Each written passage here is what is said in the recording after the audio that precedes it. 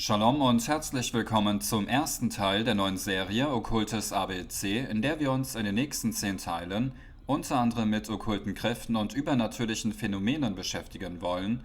Und dabei werden wir uns vor allem einige Beispiele aus dem Buch Okkultes ABC von Dr. Kurt E. Koch anschauen und diese Phänomene im Licht der Bibel prüfen und bewerten.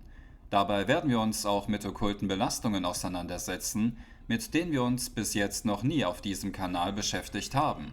Aber die Wahrheit kommt ans Tageslicht mit Gottes Hilfe.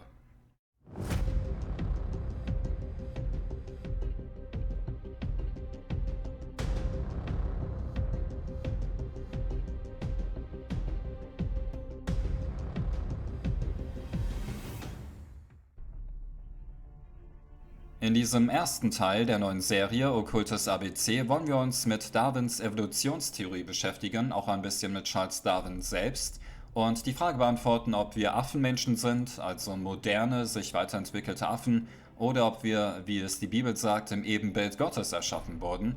Für uns Christen ist die Antwort klar, für Atheisten und viele Agnostiker ist die Antwort ebenfalls klar, aber wir wollen uns mal anschauen, was die Wahrheit wirklich ist. Zunächst einmal schauen wir ins Buch von Dr. Kurt E. Koch hinein in Okkultes ABC auf Seite 27, wo er schreibt: Eine meiner Töchter kam von der Schule heim und berichtete, der Lehrer habe ihnen erzählt, dass der Mensch vom Affen abstamme. Das ist nur ein Beispiel aus Tausenden von Äußerungen, die täglich in Schulen und Universitäten in Büchern und in Artikeln gemacht werden. Ja, nicht nur tausende Beispiele, heutzutage sind ja Millionen Beispiele weltweit, wo man den Kindern der Zukunft praktisch näher bringt, dass sie eigentlich im Grunde genommen Tiere sind, moderne, sich weiterentwickelte Affen. Das heißt, der Mensch ist jetzt nicht separat vom Tier zu denken. Der Mensch ist ein Tier, ein moderner, sich weiterentwickelter Affe und nicht, wie es die Bibel sagt, getrennt vom Tier erschuf Gott den Menschen, damit er eben über die Tiere herrscht, so wie er Gott über uns herrschen soll und herrschen wird in seinem Königreich. Und Charles Darwin war ja auf der Suche nach dem sogenannten Missing Link, aber hat er diese Suche wirklich erfolgreich absolviert. Auf Seite 27 heißt es weiter: So hat mir ein Schweizer von Darwin berichtet. Dieser viel zitierte Forscher, nämlich Charles Darwin, hat 2 Jahre auf Feuerland in Amerika, in Südamerika, glaube ich, gelebt und auch nach dem Missing Link, dem Bindeglied zwischen Affen und Mensch, gesucht, und zwar ohne Erfolg. Also Charles Darwin hat seine Suche nicht erfolgreich bestritten am Ende und damit ist immer noch dieses Bindeglied zwischen Affen und Mensch. Da müssen wir ein Fragezeichen machen, auch wenn in den Schulen und Universitäten ein Ausrufezeichen da gemacht hat. Es ist eine Theorie, eine Evolutionstheorie und nicht etwa etwas, was man zum Maßstab alles Seins erklären sollte. Denn woher der Mensch kommt und wohin er geht, ist ebenfalls, das sind Fragen, die wir als Menschen beantworten müssen. Und die Evolutionstheorie, das ist wirklich eine der schlechtesten Antworten, die wir auf dieser Erde bekommen können. Wir schauen uns mal an, Alan Linton, was er am 20.04.2001 berichtet hat. Nämlich, während 150 Jahren der Wissenschaft der Bakteriologie gibt es keine Beweise dafür, dass sich eine Spezies von Bakterien in eine andere verändert hat. Weder haben sich irgendwelche Bakterien in eine andere Art, in eine andere Form von Bakterien verwandelt, in eine andere Spezies, noch haben sich irgendwelche Tiere in andere Tiere verwandelt. Jetzt die Raupe zum Schmetterling ist natürlich jetzt davon mal abgesehen, aber ich sag mal sowas wie ein Elefant zum Löwe, Tiger zum Schimpansen, was weiß ich, oder gar der Affe zum Mensch, was ja die größte Katastrophe laut Bibel eigentlich ist. Denn in Genesis 1, Vers 25 heißt es: Und Gott machte die Tiere der Erde nach ihrer Art, und Gott sah, dass es gut war.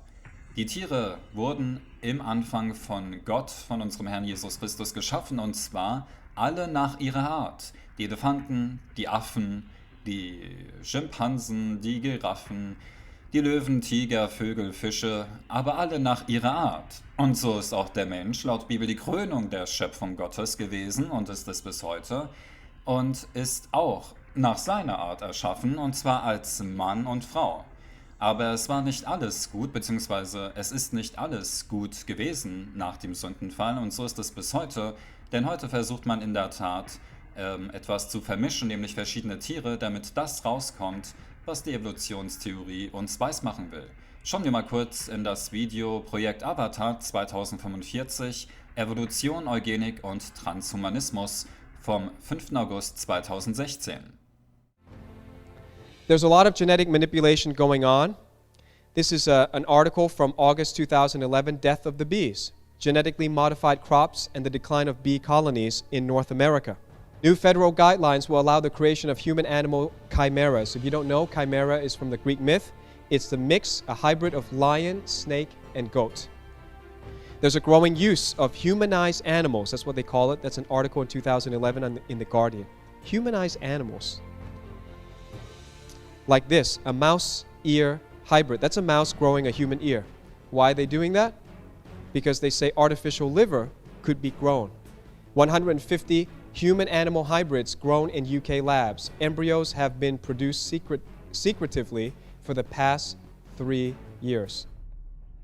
Wir sehen also die Auswirkungen von Genmanipulationen, wenn man es übertreibt, wenn also der Mensch versucht, Gott zu spielen, was er eigentlich nicht ist, und eigentlich müsste er auch wissen, dass er nicht Gott ist, aber viele Menschen tun sich heutzutage so überhöhen, dass sie keinen Unterschied machen zwischen Affe, Mensch und Gott. Sie sind Gott, und das ist ja auch eine Verführung der Schlange im Garten Eden gewesen. Wir schauen uns mal an, was außerdem geschrieben steht über Josef Stalin, der ja auch für viele Morde verantwortlich war, denn über ihn heißt es, eine Biografie von Josef Stalin berichtet, dass Stalin Darwins Buch Die Entstehung der Arten als Beweis dafür ansah, dass es keinen Gott gibt, durch Darwin darin bestärkt, dass es keinen Gott und folglich auch kein göttliches Verbot gegen das Töten gibt, hatte Stalin keine Skrupel, Millionen seiner Landsleute in den Bemühen zu ermorden, einen besseren Staat aufzubauen und seine eigene Position zu festigen. Er ging also durch Darwins Buch, durch Charles Darwin ging er davon aus, dass es keinen Gott gibt und vor allem auch kein göttliches Verbot gegen das Töten, obwohl in den 10 Geboten eindeutig natürlich verankert ist, dass man nicht töten soll, beziehungsweise nicht morden soll. Das hat Stalin getan, weil er dank Darwins Buch Entstehung der Arten nicht an Gott geglaubt hat und auch nicht an göttliche Gebote, wie das Gebot, du sollst nicht töten. Deswegen es ist ein Unterschied, ob man eben ein Evolutionist ist und es wirklich ernst nimmt und an keinen Gott, an keine Gebote glaubt, oder ob man ein Christ ist, der an Gott glaubt, der weiß, dass jeder Mensch im Ebenbild Gottes erschaffen wurde, was einem schon gleich ein bisschen mehr Respekt gegenüber des Menschen eigentlich bringen müsste, als wenn man sagt, mir steht nur ein moderner, sich weiterentwickelter Affe gegenüber. Aber da das eben für Stalin der Fall war, dass die Menschen nur Tiere waren, könnte man sie auch abschlachten, ähnlich wie es auch Hitler getan hat, der ja ebenfalls nicht an Gott geglaubt hat, wenn an Satan, aber sicher nicht an den Gott der Bibel. Denn 1. Mose 1, Vers 27, Gott schuf den Menschen in seinem Bild. Im Bild Gottes schuf er ihn als Mann und Frau. Im Bild Gottes wurde der Mensch erschaffen als Mann und Frau. Und das ist auch, wie Gott selbst aus dem himmlischen Vater und dem Sohn Jesus Christus besteht, also aus 2 Personen, so ist auch der Mensch im Ebenbild Gottes erschaffen als 2 Personen, als Mann und Frau. Die Frau dem Mann untergeordnet, der Sohn natürlich untergeordnet dem Vater, wie es auch in jeder Familie so sein sollte, wie im Himmel, so auch auf der Erde. Kommen wir weiter und schauen wir uns mal an über Charles Darwin, was über ihn eigentlich so berichtet wird. Denn Charles Darwins Großvater, Erasmus Darwin, war ein bekannter Freimaurer und zugleich auch ein Philosoph. Nun, Philosophie, da sagt die Bibel ja auch etwas, aber das schauen wir uns dann gleich nochmal genauer an. Aber wir schauen uns erstmal genauer an, was hier noch zu sagen ist bezüglich, dass der Großvater von Charles Darwin ein bekannter Freimaurer sogar war. So wurde außerdem am 31.03.2013 berichtet, Erasmus Darwin legte mit seinem Buch Zoonomia ebenfalls das Fundament für die Studenten bzw. für die Studien von Lamarche und seinem Enkelsohn Charles. In dem Buch 10.000 Famous Freemasons from A to G, Part 1 bei William R. Denslow und Harry S. Truman lesen wir, nämlich Erasmus, zog im Jahr 1781 nach Derby, wo er 1784 die Philosophische Gesellschaft gründete, welche der Ursprung für die von seinem Enkelsohn Charles entwickelten Ideen war. Der Großvater von Charles Darwin war also ein bekannter Freimaurer und darüber hinaus auch noch jemand, der die Philosophische Gesellschaft gegründet hat und seine Ideen, die Ideen dieses Philosophen und bekannten Freimaurers und damit auch wahrscheinlich 33 Grad Freimaurer und damit ein Okkultist, hat also dazu geführt, dass Charles Darwin auch unter anderem seine Evolutionstheorie an den Mann brachte. Aber was sagt die Bibel über Philosophie? Kolosser 2, Vers 8. Habt Acht, dass euch niemand beraubt durch die Philosophie und leeren Betrug, gemäß den Überlieferungen der Menschen und nicht den Grundsätzen der Welt und nicht Christus gemäß. Also gemäß den Grundsätzen der Welt, denen wir uns ja nicht anpassen sollen, weil wir laut Bibel ja nicht mehr zu dieser Welt gehören, so wie der Sohn Jesus Christus ebenfalls nicht. Wir sollen uns Christus unterordnen und nicht den Philosophien und Überlieferungen der Menschen folgen. Und das wird heute leider getan und gelehrt in Schulen und Universitäten weltweit.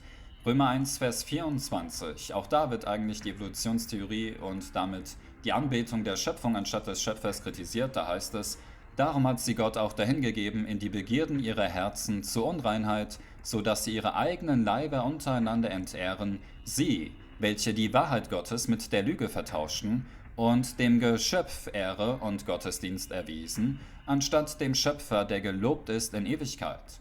Und so ist es ja auch heute teilweise der Fall.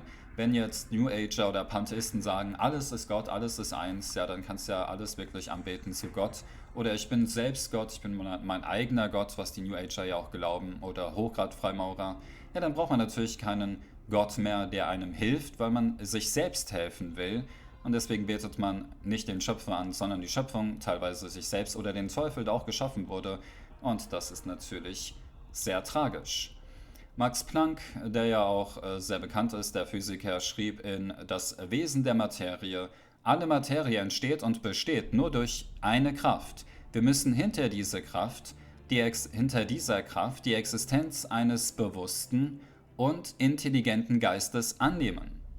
Und Max Planck war ja jetzt auch kein dummer Mensch und in der Tat hat er recht. Es ist ein intelligenter, bewusster Geist, der existiert, nämlich der Geist Gottes, Gott selbst. Denn Jesus sagt in Johannes 4, Vers 24, Gott ist Geist und die ihn anbeten, müssen ihn im Geist und in der Wahrheit anbeten.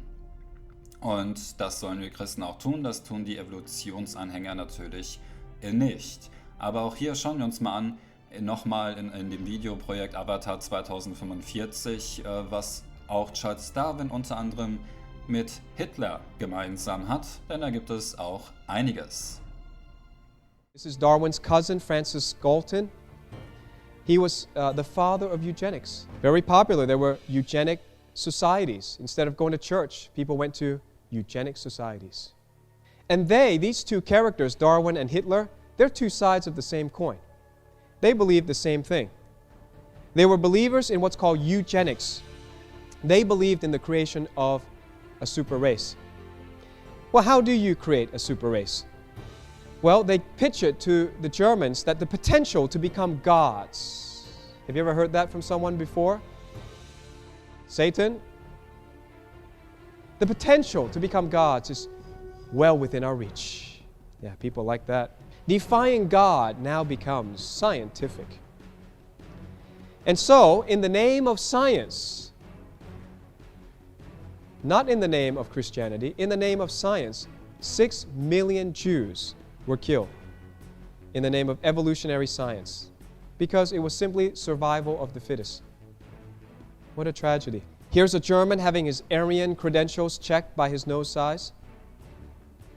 But our God said that He created every human in His own image and likeness. We, all of us, are as human as Adam and Eve. There's been no evolution in the human race or any species. We've never seen any species turning into another species. Thousands were sterilized to keep the population down and the genetic pool pure. Are you hearing this argument? A lot of kids who go to university believe that the earth is overpopulated. Nonsense. We have so much. God has made this planet super abundant. We have so much resources to support way more than 7, 8, 9, 10 billion people. It's going to be a population explosion when Jesus comes back. The millennium will be full of people, and the earth is well capable of handling it. You fly across the world as much as I do, and you look out the window, you will find most of the planet is empty. Most of America, with 300 million people, is empty. Wir sehen also, dass nicht nur Josef Stalin, sondern anscheinend auch Adolf Hitler ein Fan von den Evolutionstheorien von Charles Darwin gewesen sein muss, sonst hätten sie beide die Menschen nicht wie Tiere abgeschlachtet. Kommen wir weiter zum Buch von Dr. Kurt E. Koch, Okkultes ABC, und schauen wir mal, was auf Seite 27 und 28 berichtet wurde. Mexiko. Ich besuchte verschiedene Pyramiden. Von einer wurde behauptet, sie sei 15.000 Jahre alt. Ich schenkte dieser Altersangabe keinen Glauben. Wie recht ich hatte, erfuhr ich einige Zeit hinterher. Eine Zeitung berichtete, man habe bei dieser 15.000 Jahre alten Pyramide Teile gefunden, die sich verbrennen ließen. Die C14-Probe ergab, die Pyramide war nicht 15.000 Jahre alt, sondern nur 3.000 Jahre alt.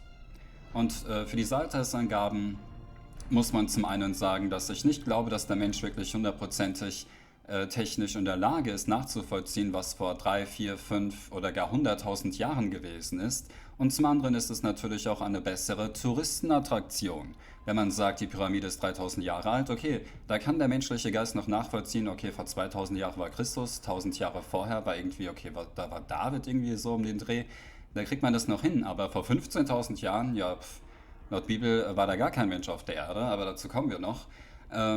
Deswegen nennt man diese Pyramiden auch, ja, die sind ja nicht 3.000, die sind 15.000 Jahre alt und da rundet man das einfach ein bisschen auf. Deswegen muss man bei solchen Jahresangaben immer etwas vorsichtig sein. Laut dem chinesischen Kalender leben wir im Jahre 4706 seit dem ersten Menschen. Laut jüdischem Kalender leben wir heute aktuell im Jahr 5779 Jahre nach Adam. Und das ist der bis dato genaueste Kalender, wenn man so will. Wenn man jetzt den biblischen Kalender nimmt, dann hätten wir wahrscheinlich das Jahr 5900 schon überschritten.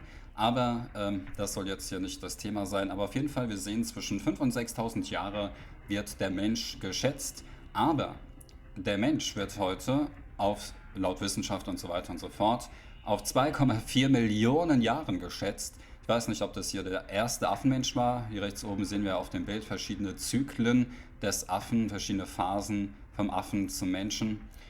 Finde ich ganz cool, das Foto. So rechts in der modernen Zeit, ja, da sind wir wirklich angekommen mit Handy und am Anfang mit Banane. So ändern sich die Zeiten, ne?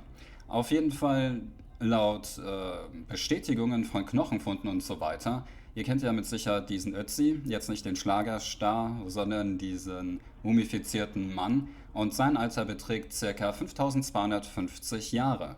Nun will ich nicht sagen, dass diese Daten oder die jetzt gleich kommen, alle stimmen, aber sie entsprechen auf jeden Fall eher der biblischen Daten, als wir es von der Wissenschaft kennen. Und die ersten vollentwickelten Schreibsysteme entstanden vor etwa 5.000 Jahren. World Book Encyclopedia. Dann lesen wir außerdem, als Sumerer bezeichnet man ein Volk, das vor 5.000 Jahren erstmals den Schritt zur Hochkultur geleistet hat. Vor 5.000 Jahren entstand also die erste Hochkultur der Welt, die ersten Menschen. Wir wissen ungefähr, das paar hundert Jahre drauf vielleicht noch, können wir die Sintflut, vielleicht nach der Sintflut, die Sumerer dann als erste Hochkultur entstanden, wie auch immer, in Mesopotamien. Aber auf jeden Fall, wenn der Mensch 2,4 Millionen Jahre alt ist und der erste Mensch, die erste Hochkultur, die ersten Schreibsysteme vor 5.000 Jahren ungefähr entstanden sind, was hat denn der Mensch dann 2,3 Millionen Jahre und mehr gemacht die ganze Zeit? Hat er da ganze Zeit nur Ugu Ugu Aga Aga, nichts gemacht, 2,3 Millionen Jahre einfach nur Banane gegessen, in der Höhle gelebt, Feuer gemacht und dann nach 2,3 Millionen Jahren dachte sich der Affe auch, komm, ich habe so viele Haare, ich werde mal ein bisschen mehr menschlicher, hier, du komm, bisschen neues Outfit, neues Styling, ich gehe mal raus aus der Höhle und siehe da, es werde Licht. Und dann wurde aus Ugu Ugu Aluchune, Schrineche oder wie? Das ist ja vollkommener Blödsinn. Also diese Evolutionstheorie, dass der Menschenaffe ist, das ist so eine Gotteslästerung und am weitesten laut Bibel von der Wahrheit entfernt. Und wir sehen noch gleich, was an der Evolutionstheorie auch so okkult ist. Aber zunächst bitte ich euch, eure Aufmerksamkeit auf das Bild rechts unten zu legen. Denn dort sehen wir den ältesten Baum der Welt, genannt Methuselah. Den Namen kennen wir auch aus der Bibel. Dieser Baum befindet sich in Kalifornien in den USA und sein Alter wird mit 5062 Jahren datiert. So, ich will jetzt auch nicht sagen, dass diese Datierung hundertprozentig richtig ist, aber dass der Mensch glaube, er wisse, was vor 2,4 Millionen Jahren war, das ist schon Hochmut, aber laut Bibel werden diejenigen, die sich als schlau ausgeben bezüglich verschiedenen Theorien, die werden zu Narren werden, wenn Gott wiederkommt. Dann kann man niemanden mehr den Atheismus nämlich irgendwie näher bringen. Wir schauen uns aber noch was anderes Erstaunliches an, denn es wurde berichtet von Dr. Cabrera, The Messages of the Engraved Stones of Ice. Dr. Cabrera mit menschlichen Überresten in der Hand. Menschen und Dinosaurier lebten zusammen. Man hat Knochen gefunden, wo Menschen neben Dinosauriern begraben wurden, also dieselbe Schicht, was uns zu der Frage aufwirft, dass Menschen und Dinosaurier zusammengelebt haben müssten. Und laut Bibel könnte auch das der Fall gewesen sein. Nämlich vor der Sintflut lesen wir auch von Riesen, die die Erde bewohnten. Und wenn die Menschen größer waren, auch die Tiere könnten ja größer sein. Wir haben ja auch Riesenknochen gefunden. Ja, die stammen vermutlich vor der Sintflut. Und durch diese Sintflut sind die Dinosaurier möglicherweise auch gestorben, ausgelöscht worden. Auf der Seite creationevidence.org wird berichtet, versteinerte menschliche Hände gefunden in einer Kreideformation bei einem großen Ichthyosaurus.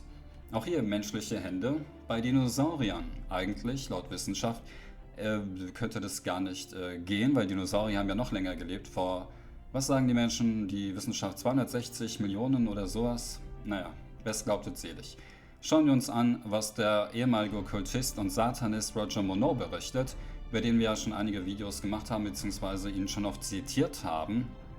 Und er sagt, beziehungsweise ein Hohepriester, dass zu Beginn des 18. Jahrhunderts, sagte der Hohepriester, hielten Satan und alle seine Geisterberater einen großen Generalrat ab, und der darauf abzielte, sich auf das große Industriezeitalter vorzubereiten, das bald die Welt erobern sollte.